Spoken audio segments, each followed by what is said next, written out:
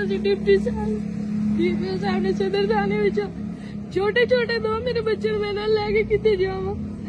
ਮੇਰੇ ਨਾਲ ਬੜੀ ਜ਼ਿਆਦਤੀ ਕਰਦੇ ਨੇ, ਮਾਰਦੇ ਨੇ ਮੈਨੂੰ ਘਰੋਂ ਕੱਢ ਦਿੰਦੇ ਨੇ ਮੇਰੇ। ਫਿਰ ਇਹਨਾਂ ਨੇ ਮੈਨੂੰ ਆਖਿਆ ਜੇ ਤੂੰ ਮੈਡੀਕਲ ਕਰਵਾਇਆ ਤੇ ਤੇਰੇ ਤੇ 9C ਦਾ ਮੈਂ ਤੇਰੇ ਤੇ ਪਰਚਾ ਦੇ ਦਵਾਂਗਾ।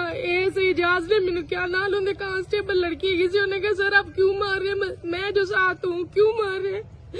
उन्होंने सर फिर मुझे मारा भी बहुत है। मैं अदालत में गई, मेरी सुनवाई नहीं हुई। सदर थाने गई, उत्थे भी मेरी सुनवाई नहीं हुई। डिप्टी साहब कोल गई, उन्हें भी नहीं हुई। डीपी साहब कोल भी गई, उन्हें कोल भी नहीं हुई। और इन्होंने मेरे तो झूठा पर्चा दे के मैंने जेल में घाल दिता। फिर मैंने जेल भी नहीं लैके गया। इन्होंने क्या तू मैडिकल करवाया तो तेरे तो 9C का पर्चा दे देना। मैंने जेल में भी नहीं लैके गए, पता नहीं कितने कितने ले। फिर मैं बेहोश हो गई, मैंने जेल वाले रिसीव नहीं सी करते। फिर मैंने इन्होंने DHQ लैके आए। मैनू उस दिन की CCTV होनी है जिस दिन जेल वाले कहते सी कि तुसी बीबी नाल ज्यादती कीती है, इहदे ते दबाव डाल के इहदे कोल मैडिकल नहीं करवाया। इन्होंने फिर मैनू फिर पता नहीं कितने कितने डेरे किसी ते लैके फिरदा रहा। एजाज ASI एजाज नाल दो लड़के सी, एक लेडी कांस्टेबल सी। पहले ने मैनू मारिया ते लेडी कांस्टेबल नहीं सीगी, बाद च लेडी कांस्टेबल आई है। मैनू धमकियां अदालत विच, मैनू धमकियां जज साहिबा दे कोल मैनू धमकियां लांदे ने। मैं कल्ली मजलूम औरत हैगी, मेरा कोई सहारा नहीं। वो भी अपने बच्चों नू लेके बैठी हुई है छत थल्ले।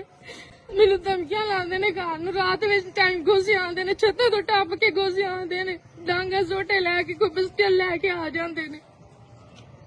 बिस्मिल्लाहिर्रहमानिर्रहीम। ये जो एक वीडियो वायरल हुई है जिसमें एक ख़ातून को एक ASI थप्पड़ मार रहा है, तो उसके बारे में मैं बता दूं आपको कि ये चौकी है फरीदकोट थाना सदर की जुरिस्डिक्शन में। उसमें एक इजाज़ ASI है। उसने एक ख़ातून को गिरफ़्तार करने के लिए, जो कि एक मुकदमे की मुलज़मा थी, रेड किया है और उसमें उसने उसको गिरफ़्तारी के वक्त थप्पड़ मारे हैं।